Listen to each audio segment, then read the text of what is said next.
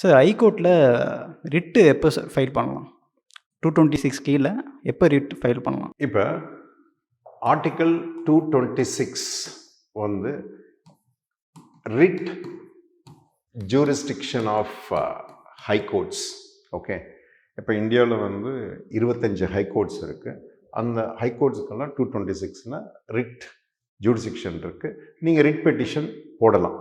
எப்போ போடலாம் அப்படின்னா, அதாவது இதுக்கு alternative remedy, okay, alternative remedy இருந்தால் ரிட் ஃபைல் பண்ண முடியாது.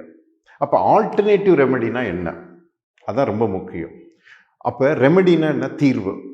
அப்போ ஆல்டர்னேட்டிவ் ரெமெடினா நீங்கள் எந்த ஒரு சட்டத்தை எடுத்துக்கிட்டாலும், ஸோ எது ஒரு லா எடுத்துக்கங்க, அந்த லாவில் என்னன்னா ஒரு டியூட்டி இருக்கும், ஒரு ரைட்.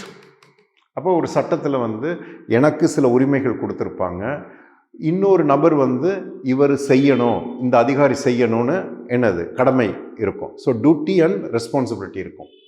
இப்போ எனக்கு இந்த லாவில் ரெமெடி இருக்கு, நான் இந்த லா படி அந்த ரெமெடியை போய் அந்த லா படி எக்ஸாஸ்ட் பண்ணிட்டு அந்த லாலையே ஃபஸ்ட்டு ஒரு ஆஃபீஸர், என்னது ஒரு ஆஃபீஸருக்கு போகிறீங்க, அவர்கிட்ட கேட்குறீங்க, அவர் செய்யலை.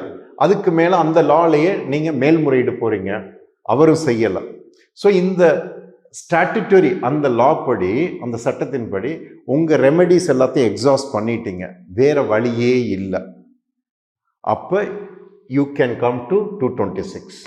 இப்போ உதாரணத்துக்கு வந்து நீங்கள் வந்து ஒரு பாஸ்போர்ட் அப்ளை பண்ணுறீங்க.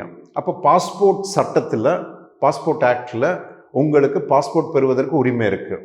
நீங்கள் பாஸ்போர்ட் ஆஃபீஸர்கிட்ட அப்ளை பண்ணிட்டீங்க, அந்த சட்டத்தில் அவர் மறுக்கிறாரு, அந்த சட்டத்தில் ஒரு மேல்முறையீடு இருக்குது, அங்கேயும் போகிறீங்க, மறுக்கப்படுது. பட் ஆனால் உங்களுக்கு கிடைக்கணும்.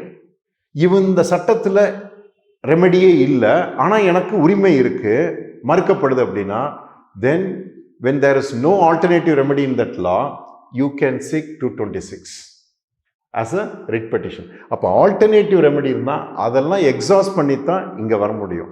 அப்போ நேரடியாக பாஸ்போர்ட் அப்ளை பண்ணோன்னா 226ல் என்னது எனக்கு பாஸ்போர்ட் கொடுங்கன்னு நீங்கள் வர முடியாது.